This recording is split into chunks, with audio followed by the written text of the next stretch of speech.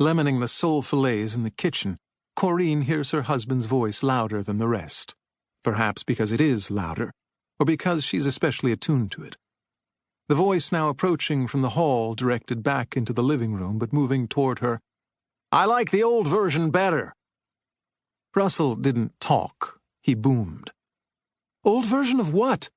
she asks, as he thumps into the kitchen, nearly filling it with his numerous limbs, one of those pre-war New York apartment kitchens not really intended for serious employment, but rather, it seemed, for the 3 a.m. scrambling of a few eggs Benny Goodman after the Stork Club. "Did I buy enough fish?"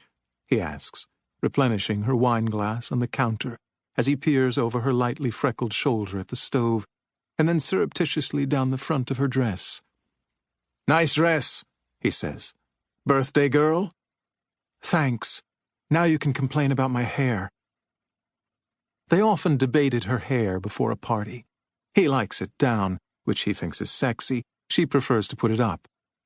Tonight it's pulled back in a loose golden French twist secured with black velvet ribbon, and he likes it anyway. Approves of the idea of being married to this elegant creature. "I thought we agreed you were positively going to stay out of the kitchen." "What do you think of the Condrieu?" "Please, no speeches about the wine tonight. Promise?" "Only if you promise not to crawl around under the table orally servicing our male guests.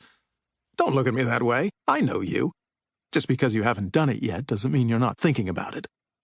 "I think Jeff's date will probably beat me to it." "God, I hope so." "Where do you suppose he found this one?" "He lifted up the tablecloth and voila, there she was." "So where's the colander?" "Wash wore it home after the last party." "Do you wish you could date girls like that?" Corrine asks, suddenly serious. "God, Corrine, don't ask me that." "Russell," she groans, turning away from the counter with a crushed lemon half in her hand, looking up at him with doleful eyes.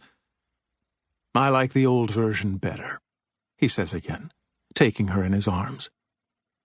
She reaches back and unhooks his hands. "You shouldn't use that word with a girl who just turned 31. God, 30 is one thing." "Which word?"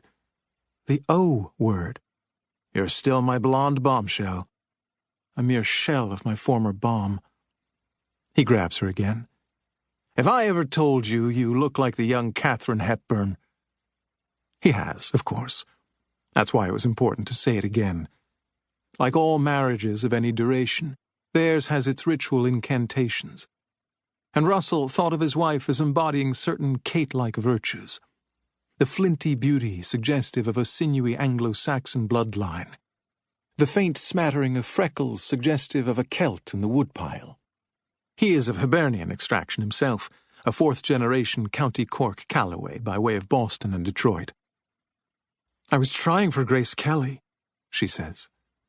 The formula satisfied, she is self-possessed again.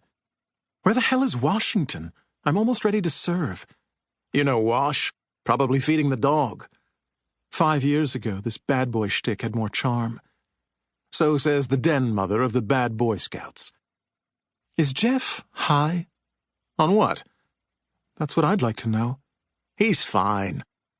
"I think you should talk to him." "I talk to him every day." "I mean really talk." "You mean really leak." "Talking's not leaking. I hate it when you say that." Drip, drip, drip. "Let's talk about our feelings, girls."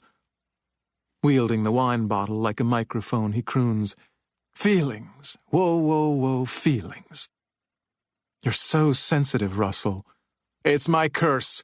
I feel everything so deeply," he says, grabbing her left buttock by way of illustration.